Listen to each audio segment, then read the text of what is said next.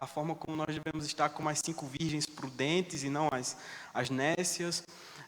Estudamos bastante e até aprofundadamente sobre uma palavrinha chamada escatologia, que eu estava até comentando com os meninos do PG, que é um palavrão, né? Não no sentido feio da palavra, mas porque é uma palavra grande. Escatologia é o estudo das coisas sobre o fim dos tempos, certo? Mas o que nós devemos ter na nossa vida diária, cotidiana, enquanto Jesus não volta, enquanto Cristo ainda não vem? Como nós devemos estar? Como nós devemos estar preparados? O que deve permear, o que deve dominar a nossa mente, o nosso coração acerca dessas coisas enquanto Jesus não volta? E por isso eu gostaria de pedir que você abrisse a sua Bíblia na epístola que escreveu Pedro, a primeira epístola de Pedro, no capítulo de número 1.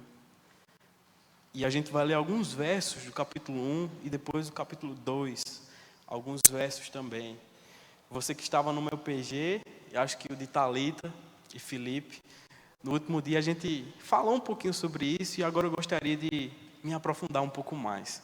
Primeira epístola de Pedro, capítulo de número 1, a gente vai ler dos versos 3 até o versículo de número 9. E depois a gente vai ler o capítulo 2, dos versos de número 1 até o número 5. Amém? Todo mundo achou? Não! Acha aí. Ah, tá aí, ó. Muito bem, a galera da mídia, como sempre. Ezequiel. Glória a Deus. Vamos lá? Diz assim o texto: Bendito Deus e Pai de nosso Senhor Jesus Cristo, que segundo a sua muita misericórdia, nos regenerou para uma viva esperança, mediante a ressurreição de Jesus Cristo dentre os mortos, para uma herança incorruptível, sem mácula, imarcessível, reservada nos céus para vós outros, que sois guardados pelo poder de Deus mediante a fé para a salvação preparada para revelar-se no último tempo. Verso de número 6, nisso exultais, embora no presente, por breve tempo, se necessário, sejais contristados por várias provações, para que, uma vez confirmado o valor da vossa fé, muito mais preciosa do que o ouro perecível, mesmo apurado por fogo, redunde em louvor, glória e honra na revelação de Jesus Cristo, a quem, não havendo visto, amais, no qual, não vendo agora, mas crendo, exultais com alegria indizível e cheia de glória, obtendo o fim da vossa fé, a salvação da vossa alma. Agora, vá lá para o capítulo de número 2, versos 1 até o verso de número 5. Despojando-vos, portanto, de toda maldade e dolo, de hipocrisias e invejas e de toda sorte de maledicências, desejai ardentemente, como crianças recém-nascidas, o genuíno leite espiritual, para que por ele vos seja dado crescimento para a salvação, se é que já tendes a experiência de que o Senhor é bondoso, chegando-vos para ele, a pedra que vive, rejeitada sim pelos homens, mas para com Deus eleita e preciosa. Também vós mesmos, como pedras que vivem, sois edificados casa espiritual, para serdes sacerdócio santo, a fim de oferecer de sacrifícios espirituais, agradáveis a Deus por intermédio de Jesus Cristo. Até aí. Amém? Esse texto faz parte de uma parte da Escritura Sagrada chamada de epístolas gerais. O que são as epístolas gerais? Diferentemente das epístolas específicas, onde o apóstolo Paulo direciona, por exemplo, uma carta à igreja de Éfeso, à igreja de Tessalônica, a Timóteo, a Filemon, essas cartas que começam exatamente a partir do livro ou de Hebreus, são consideradas gerais porque são direcionadas não só para uma igreja em específico, mas direcionadas para toda a cristandade do mundo antigo. Então Pedro, o apóstolo Pedro, ele escreve essa carta para todos aqueles que estão espalhados pelo mundo antigo. Se você observar comigo o capítulo 1, verso 1, vai dizer que essa carta, ela foi escrita para os forasteiros, para aqueles que estão dispersos no Ponto, na Galácia, na Capadócia, na Ásia, na Bitínia, aos eleitos de Deus no verso 2. Então é para todo mundo, todo aquele que creu em Cristo, todo aquele que se arrependeu dos seus pecados, essa carta está sendo direcionada. Seja para aquele povo do mundo antigo, seja para nós hoje nos dias atuais. Nós, a igreja de Deus, os cristãos espalhados pela face da terra, essa carta está direcionada para você, certo? Lembre-se disso. Deus está falando conosco através da sua palavra. Segunda coisa que eu queria dizer para vocês, além de essa carta ser considerada uma carta universal, né, ela também é considerada uma carta prática. E aí quem estiver no meu PG, os meninos do meu PG vão se lembrar do que aconteceu lá, né? Vocês lembram? Que Cauã estava lá no PG, ele sentou com a gente. Cauã, um menino ali, o irmão de Kevin, de Raif. Boa, gostei. Eles estavam lá sentados, eu estava lá sentado no PG. Aí eu disse, por que essa carta ela é uma carta prática? Eu disse, Cauã, vá lá e pegue água para mim. Aí ele fez, é pai mesmo? Eu falei, calma, eu estou só dando um exemplo do como essa carta ela é uma carta prática. Jesus está dizendo através de Pedro, inspirado pelo Espírito Santo, dizendo, façam isso. Aí de fato, Cauã tem que se levantar e fazer o que Jesus está dizendo para fazer. Se é para beber água, vá beber água. Se é para beber o genuíno leite espiritual, vá beber o genuíno leite espiritual. Não é para ficar olhando, pensando, refletindo sobre a vida, parando para... será que é isso mesmo que Jesus está mandando eu fazer? Não, é isso mesmo que Jesus está mandando eu fazer. Faça isso. Então é isso que Pedro está mostrando para nós. E eu quero falar uma coisa também, que é muito importante a gente saber, que essa carta ela foi escrita entre os anos 63 e 67 depois de Cristo. Ou seja, bem pertinho ali dos momentos iniciais do cristianismo. E a perseguição era profunda naquela época. Foi nessa época onde o imperador romano, chamado Nero, ele incendiou a cidade de Roma e ele colocou a culpa nos cristãos por terem incendiado Roma. E com isso os cristãos foram tremendamente perseguidos por uma coisa que eles não haviam feito. E essa carta também veio com o objetivo de incentivar, de encorajar todos aqueles que estavam dispersos, aquele povo da dispersão, a permanecerem firmes em Cristo no cotidiano, no dia a dia deles, mesmo que isso representasse sofrer perseguições. Então, sabendo disso, vamos para o texto? O texto ele começa no versículo de número 3, dizendo o seguinte: bendito Deus e Pai de nosso Senhor Jesus Cristo, que segundo a sua muita misericórdia, nos regenerou. Pedro, ele começa exaltando a Deus pela salvação que ele conquistou e que os cristãos conquistaram em Cristo.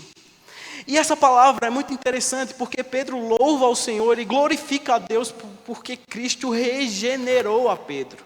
E o que significa regenerar? Regenerar significa tão somente nascer de novo, renascer.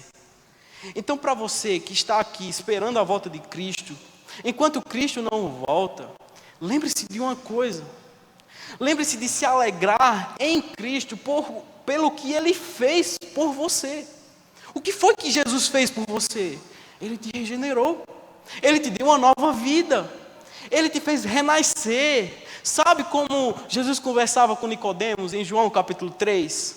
Se você for olhar lá em João capítulo 3, vai mostrar a conversa de Jesus com um cara da lei, um cara que era top mesmo. Ele era um teólogo mesmo da época. Um dos mais famosos de toda a geração de Cristo, da época de Cristo. E Jesus conversa com Nicodemos e diz, olha, é necessário que vocês nasçam de novo, dizendo para Nicodemos. E aí Nicodemos vai, oxente, como é que pode eu nascer de novo, já sendo velho? Eu tenho que voltar para a barriga da minha mãe, sendo já eu quase um idoso? Quem assistiu The Chosen vai se lembrar desse negócio aí. Eu sei que vocês gostam desses negócios, né? Então, olha só, Nicodemos está dizendo para ele, olha, é necessário que eu volte para a barriga da minha mãe? Não. É através do Espírito que nós nascemos de novo. Não é necessário que você complete uma certa idade para que você nasça de novo. Não é necessário que você volte para a barriga da sua mãe para você nascer de novo. Para que você nasça de novo é necessário que você creia e se arrependa dos seus pecados. E glorificar a Deus porque Ele te deu esse privilégio. Ele te deu esse presente da redenção. Ele te deu esse presente da regeneração, do novo nascimento. Então Cristo te fez nascer de novo. Enquanto Cristo não volta, louve o nome dEle, porque Ele te deu a salvação, Ele te regenerou, Ele te fez nascer de novo. Isso é libertador para quem é cristão de fato, para quem é genuinamente um cristão, porque todas as coisas passam a encontrar um sentido diferente se nós entendemos que somos regenerados, se nós entendemos que nascemos de novo. É lógico que vamos olhar a vida agora com um outro prisma, com o que nós chamamos de outra ou cosmovisão cristã. Tudo à nossa volta passa a ser pelo olhar de Cristo, pelo olhar da palavra de Deus. Então louve a Deus, porque Ele te regenerou. E na sequência desse texto, logo em seguida, Pedro diz que Jesus ele nos regenerou para uma viva esperança. O que significa isso? A viva esperança é o que faz parte agora da vida do cristão. Aquele que não tem a Cristo, ele não tem esperança alguma. Ele não tem nada, nenhuma esperança. Aquele que não tem a Cristo se deleita no hoje e no agora e no amanhã. Ele não sabe o que vai acontecer da sua vida. No amanhã ele não sabe simplesmente se ele vai estar vivo, se ele vai estar bem, se todas as coisas onde ele colocou o seu coração vai decepcioná-lo ou não. Aliás, você acha que alguém que está ali, a poucos metros da gente, tem alguma esperança em relação ao amanhã? O que é que vai acontecer em relação ao amanhã daquela pessoa? Ela vai sair de lá, possivelmente embriagada, vai dormir amanhã, até dizer chega, e depois vai, no mínimo, se encher de culpa, de pensamentos pecaminosos, se não pensar em outras coisas piores.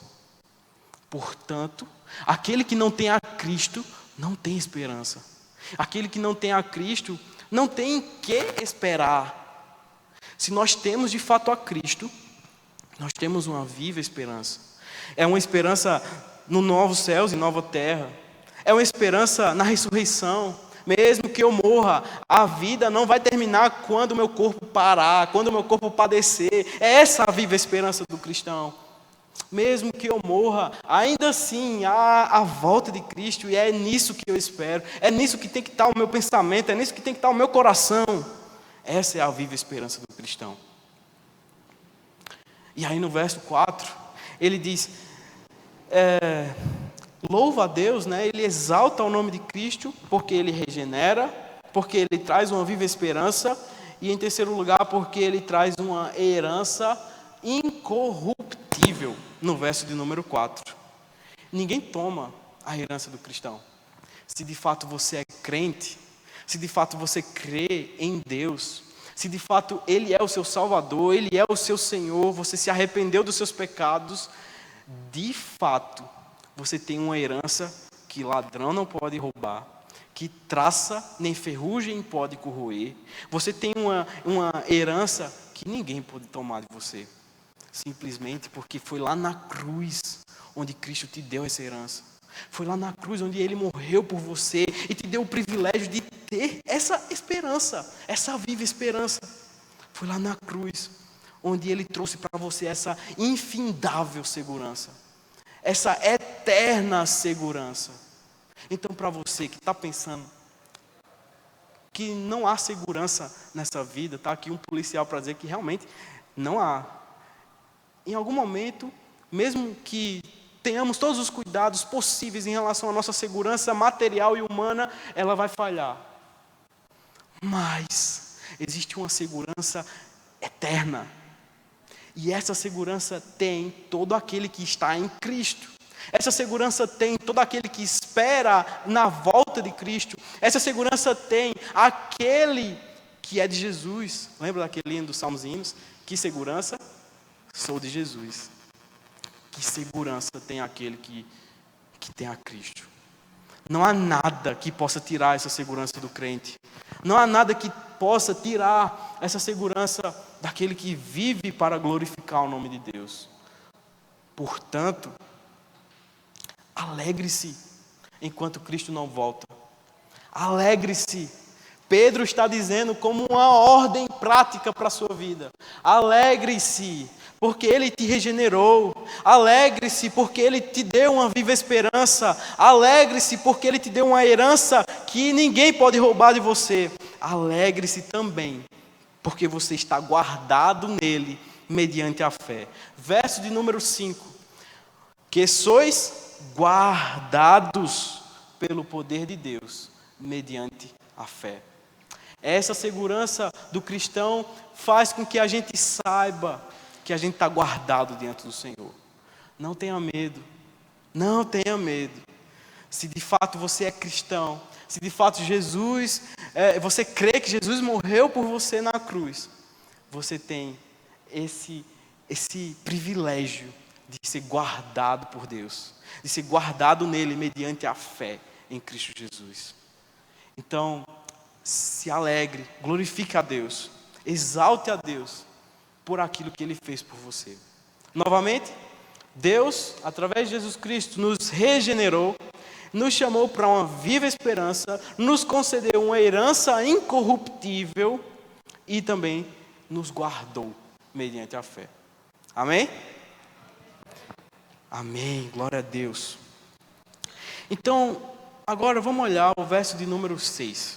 Olha que interessante. Pedro continua dizendo, nisso exultais, ou seja, nisso nós continuamos alegres.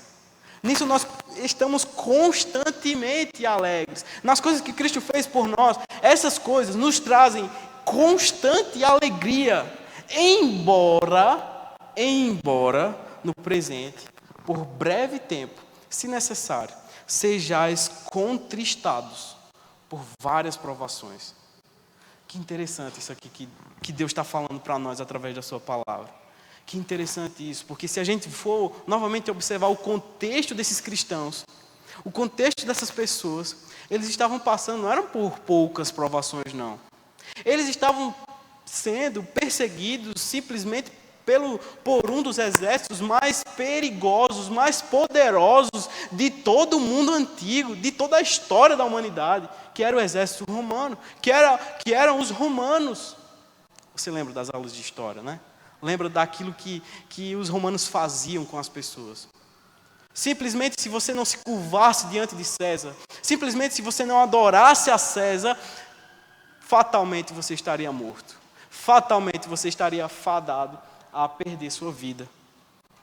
E Pedro exorta esse povo aqui, Pedro encoraja esses cristãos dispersos a não desanimarem, a não padecer, a não entristecerem o seu coração diante dessas perseguições. Por quê? Verso de número 7. Para que, uma vez confirmado o valor da vossa fé, muito mais preciosa do que o ouro perecível, mesmo apurado por fogo, redunde em louvor, glória e honra na revelação de Jesus Cristo. Então, as tribulações, as provações, estavam fazendo com que o nome de Jesus fosse glorificado, porque aquilo estava refinando, tal como o ouro é refinado pelo fogo, a fé daquele povo, o crescimento espiritual daquele povo. Então, qual é o ensinamento que se traz para nós? Mesmo as perseguições, mesmo as tribulações, mesmo as provações que nós passamos hoje, servem justamente para nos amadurecer.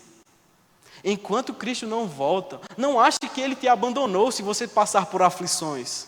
Enquanto Cristo não volta, não ache que Ele te abandonou se você está sofrendo por um problema que ninguém, humanamente falando, pode resolver. Enquanto Cristo não volta, se lembre que as provações, elas servem para amadurecer a nossa fé, para nos refinar, tal como o ouro é refinado pelo fogo. Se você já viu um ouro sendo refinado, ele fica exatamente do jeito que o artista, ele quer, que o ourives quer. Assim é também conosco diante do Senhor. As provações, as tribulações, as aflições nos servem para nos tornar mais parecidos com Cristo. Então, enquanto Cristo não volta, não desanimemos. Porque iremos sim passar por aflições, iremos sim passar por dificuldades, mas ao fim e ao cabo o nome do Senhor será glorificado, como foi na vida desses cristãos aqui. E essa palavra fogo aqui, ela é uma palavra que nos remete a um sentido espiritual como esse que eu estou falando, o fogo que refina a nossa fé, mas também um sentido literal, porque literalmente esse povo estava passando pelo fogo aqui. O fogo da perseguição que estava consumindo a vida deles, o corpo deles, diante de Nero, que tinha colocado fogo em Roma. E esse povo estava perseguido, estava sendo perseguido.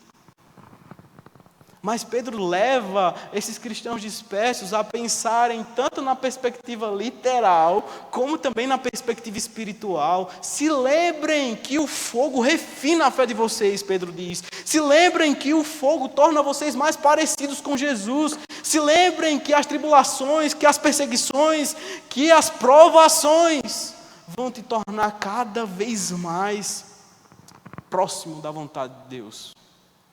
Então, não desanimem, não desistam, enquanto Cristo não volta. Mantenham-se firmes, constantes, inabaláveis, sempre abundantes na obra do Senhor. Porque essa é a vontade dEle para cada um de nós. E não ache que porque você é adolescente, quando você ficar jovem, tipo, quando você tiver um emprego, vai acabar com as provações, né? Acho que não. Pelo menos comigo não acabou, não. Quando casar, não vai acabar as provações, não, tá? Não ache que o sentido da vida é casar, não é? Não ache que o sentido da vida é passar em medicina, não é? Não ache que o sentido da vida é ser um teólogo, não é? Nós fomos chamados para um fim, e o fim é a glória de Deus, mesmo que isso represente aflições, mesmo que isso represente perdas, mesmo que isso signifique a nossa morte. Se isso vai glorificar a Deus, quão difícil é dizer, mas eis-me aqui. Eis-me aqui. Foi isso que esses cristãos aqui fizeram. Foi isso que esses cristãos se propuseram a fazer. Padeceram até a morte, mas isso glorificou o nome de Cristo. Enquanto Cristo não volta, poderemos passar por perseguições. Veja o contexto em que nós estamos vivendo. Veja quão difícil está ser cristão já nos nossos dias, mesmo com a pretensa liberdade que nós temos de cultuar a Deus, de estar em uma igreja, de ler a palavra. Mas olha quantas pessoas não querem adulterar a palavra por causa das ideologias. Não vai ficar melhor com o passar dos anos, infelizmente. Mas Ele nos chama a ser firmes e constantes, sempre abundantes na obra do Senhor. Amém? Amém. Versos de número 8 e 9.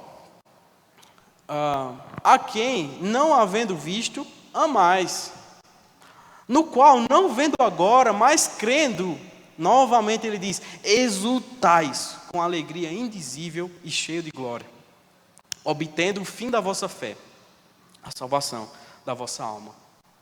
Portanto, Pedro nos chama a desenvolvermos uma fé genuína, uma fé sincera, uma fé verdadeira em Jesus Cristo. Olha, eu sei que eu não vivi nos dias de Jesus.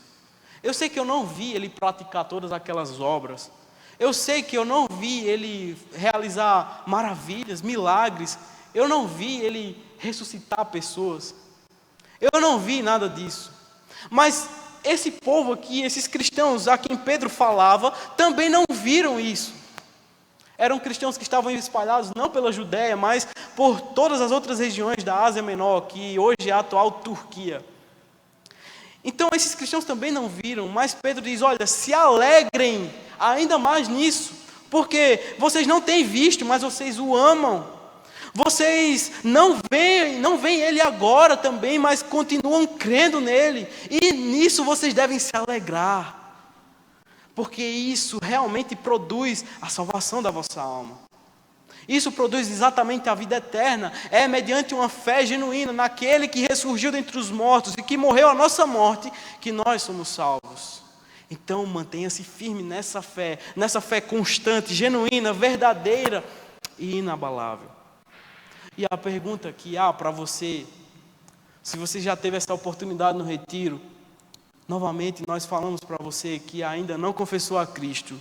Você tem essa fé genuína?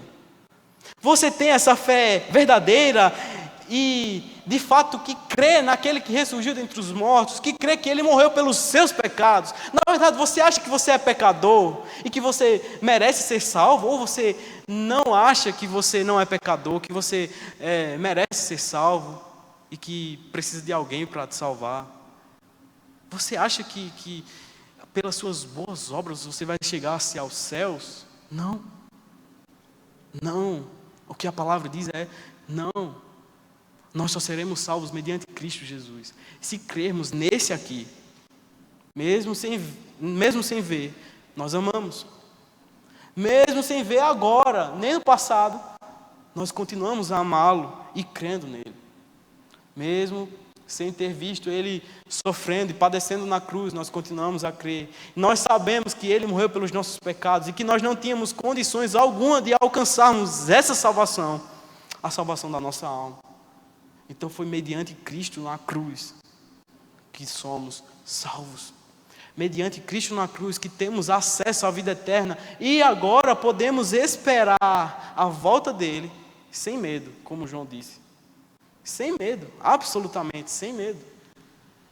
Porque ele morreu em nosso lugar. E quando ele vier na segunda vez julgar os vivos e os mortos, não teremos medo do seu julgamento. Pelo contrário, ansiamos, desejamos a sua volta. Será que você deseja a volta de Cristo? Será que você deseja que ele venha agora? Mesmo que ele ainda demore. Então desenvolva essa fé genuína no seu coração. Desenvolva isso. Creia nele. Creia que ele morreu pelos seus pecados. E que ele vai voltar para te buscar. Amém? Agora vamos para o capítulo 2. Verso de número 1, capítulo 2. Despojando-vos, portanto, de toda maldade, dolo, de hipocrisias e invejas e de toda sorte de maledicências. Então, enquanto Cristo não volta, o que é que eu tenho que fazer? Me despojar. Tem outras traduções que dizem se livrem, né? Não sei se alguém tem essa tradução. Se livrem de toda sorte de maldade, de toda hipocrisia, de todo engano, de invejas. Se livrem do pecado. E essa analogia que Pedro faz para nós hoje é como se fosse o seguinte: olha, você não pode vestir uma roupa nova sem tomar banho. 2 minutos depois, sua roupa ia ficar suja do mesmo jeito. Você não pode, Pedro está dizendo, ter uma vida de santificação, ter uma vida de salvação, como um salvo em Cristo Jesus, se você continuar com as suas mesmas práticas da velha natureza pecaminosa. Então Pedro está dizendo o seguinte: se livrem da sua roupa velha, mas tomem banho também, porque vocês precisam ter uma vida de santidade diante do Senhor, enquanto Ele não voltar. Então, despojem-se daquilo que é velho, das suas impurezas do seu corpo, das impurezas da sua roupa velha, e se vistam de uma nova roupa. Tenham uma vida de pureza, de santidade, de separação diante de Deus, porque isso de verdade agrada ao Senhor. Isso de verdade glorifica o nome dEle. Isso de verdade vai fazer com que a vontade dEle seja feita na nossa vida. Então Pedro está dizendo o seguinte: se despojem da velha roupa, se despojem daquilo que é velho, daquilo que é antigo, para que vocês tenham uma vida de alegria diante do Senhor, enquanto Ele não vem, enquanto Ele não volta. Vivam em pureza diante de Deus. Então abandonem todo tipo de pecado contra o corpo e também todo tipo de pecado contra o próximo. Contra o próximo. E assim a gente deve fazer. Muitas vezes a gente se preocupa exatamente com o que nós queremos. Somos egoístas demais. Pensamos em nós mesmos e magoamos o próximo. Pecamos. Mas o Senhor nos chama a abandonar, a nos despojar de tudo aquilo que não agrada a Ele. Seja pecado cometido contra o nosso corpo, seja pecado cometido contra o próximo. E no verso 2, Pedro é ainda mais cirúrgico, ele é ainda mais direto, ao dizer para nós: desejai ardentemente, como crianças recém-nascidas, o genuíno leite espiritual, para que por ele vos seja dado crescimento para a salvação. Portanto, é impossível alcançarmos a maturidade cristã sem, primeiro, nos despojar das velhas roupas, de uma velha natureza pecaminosa, e sem desejarmos ardentemente esse puro leite espiritual. Sabe, esse leite espiritual aqui não é um leite espiritual que, tipo, a gente imagina para nos dar crescimento. Então, eu preciso do leite espiritual para crescer e depois eu abandono esse leite espiritual porque eu já cresci. Já não sou mais uma criança de colo. A ideia é justamente que eu preciso desse leite espiritual a minha vida inteira. Porque o leite espiritual, ele contém os nutrientes necessários para o nosso crescimento. E esse leite espiritual é tão somente a palavra de Deus. É tão somente a meditação na palavra de Deus. É impossível que eu espere a volta de Cristo sem que eu medite diariamente na palavra. É impossível que eu espere a volta de Cristo sem que eu seja nutrido pela palavra. O exemplo da criancinha de colo. Por que ela precisa do leite espiritual do leite da mãe, do leite materno da mãe? Porque aquele leite, naquele momento, tem todos os nutrientes necessários para o crescimento dela. Do mesmo jeito somos nós. Nós precisamos do puro leite espiritual, que é a palavra, porque a palavra trará para nós todos os alimentos necessários, os nutrientes necessários para o nosso crescimento. Se é de exortação, a palavra tem. Você precisa disso, a palavra tem. Se é de fortalecimento, a palavra também tem. Se é para constranger você, para você se arrepender dos seus pecados, a palavra também tem. Se é para alegrar você, a palavra alegra você. Se é para te levar mais para perto de Cristo, a palavra também te leva mais para perto de Cristo. Então não abandone esse leite espiritual enquanto Cristo não volta. Não abandone a palavra de Deus. Não deixe de lado a palavra, a meditação na palavra, a leitura da palavra. Não deixe de lado essa escritura, porque essa palavra é a palavra de Deus, e é Deus falando com você todos os momentos que você a lê. Não deixe isso de lado. E isso é muito mais importante do que qualquer outro evento que você participe. Até mesmo um retiro, ele vai te levar a ler a palavra. Por quê? Porque a gente sabe que através da palavra temos vida. Nos traz vida. Então, lembre-se disso.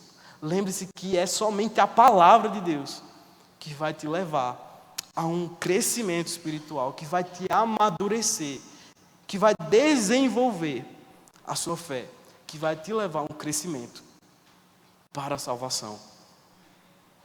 Verso 4. Se você tem vida espiritual com Deus, se você é nutrido com esse puro leite espiritual que é a palavra, certamente você vai se achegar para Deus. E ele diz: chegando-vos para Ele, a pedra que vive, Cristo, a pedra angular, a base da nossa vida cristã, a base da nossa existência, é Ele, é Cristo. Portanto, se achegue para Ele enquanto Ele não vem. Se firme os seus pés nele, firme os seus passos nele, firme o seu coração nele enquanto Ele não volta, para que você possa também continuar pensando sobre a volta de Cristo. Então ele diz: chegando-vos para Ele, a pedra que vive, rejeitada sim pelos homens, mas para com Deus, eleita e preciosa. E no verso 5 ele diz: também vós mesmos, como pedras que vivem. Se Cristo é a pedra angular, Nós somos as pedrinhas que estamos em Cristo e nisso formamos o corpo que é a igreja. Então, se Cristo é a base e se eu estou nele, eu faço parte desse corpo, a pedrinha. Então, seguinte, preste atenção. Preste atenção. Enquanto Cristo não volta, eu não posso, de maneira alguma, me esquecer disso aqui. Enquanto Cristo não volta, eu não posso dar uma de doido e dizer, eu vou ser desigrejado. Cristo é a base da igreja. E por mais que a igreja seja cheia de falhas, mas é a instituição que Deus deu para edificar o seu povo. Então, não deixe de estar na igreja, porque estando na igreja, você vai ser relembrado semanalmente, diariamente, todas as vezes que você vier a essa casa, da volta dele. E com isso, suas esperanças serão renovadas. Sua vida será renovada. Até mesmo quando você se esquecer de ler a palavra, de se alimentar do leite espiritual, estar na igreja vai te relembrar do que realmente importa, que é beber desse leite espiritual. Não se esqueça disso. Lembre-se que Cristo é a pedra e que você é uma pedrinha. Junto com os demais, os seus irmãos, nós formamos a grande edificação chamada igreja, corpo de Cristo. Então ele diz, olha, vós também, como pedras que vivem, sois edificados, casa espiritual, para seres sacerdócio santo, a fim de oferecerdes sacrifícios espirituais, agradáveis a Deus, por intermédio de Jesus Cristo. Então, na igreja, nós somos lembrados que precisamos oferecer a Deus sacrifícios que o agradam. E esses sacrifícios, certamente, além de dar glória ao Senhor, de manifestar a glória de Deus através das nossas vidas, vão fazer com que a gente esteja esperando a volta de Cristo. Quais são os sacrifícios que eu posso dar a Deus? Não preciso mais dar sacrifícios de animais, como era no Antigo Testamento. Já passou. Cristo já representou, era na verdade a representação de tudo aquilo que aconteceu no Antigo Testamento como sacrifícios. Mas agora, eu sou chamado por Deus a oferecer sacrifícios agradáveis, espirituais a Deus, de louvor, através da minha adoração, de oração, através da minha comunicação com Ele, e de ações de graças, através dos meus agradecimentos a Ele. Então, para a gente concluir, enquanto Cristo não volta, o que é que nós devemos fazer? Primeiro, nós devemos nos lembrar de que Ele nos salvou, nos regenerou, nos chamou para uma viva esperança e nos conduz para uma herança incorruptível. Nós devemos também nos alegrar, mesmo diante das tribulações, nos alegrar em Cristo, que nos chamou para a viva esperança, a fim de nos conduzir no caminho de firmeza e de segurança enquanto Ele não volta. Nós devemos buscar a maturidade cristã, a maturidade espiritual, através da nutrição provocada pela palavra de Deus em nossas vidas. E nós não devemos nunca nos esquecer de que precisamos estar juntos enquanto corpo de Cristo, nos edificando, sendo edificados por Cristo e sendo mutuamente fortalecidos por Ele, através desse corpo chamado igreja. E nós devemos agradar a Deus, como casa espiritual que somos, oferecendo nossos sacrifícios agradáveis diante dEle. Então eu queria convidar você agora a oferecer um tipo de sacrifício que eu falei, o sacrifício da comunicação, da oração. Feche os seus olhos. Ofereça seu sacrifício espiritual a Deus por meio da oração. Ore a Deus. Tenha esse momento espiritual diante dele. Lembre-se que o retiro não acabou no domingo passado. O retiro é uma vida. E você precisa ter essa vida se você espera confiantemente a volta de Cristo. Lembre-se que você precisa ser grato a Ele e agradeça a Ele pela salvação que você tem. E ainda se você não é salvo, ore pedindo que Ele gere no seu coração esse desejo de arrependimento. Ore ao Senhor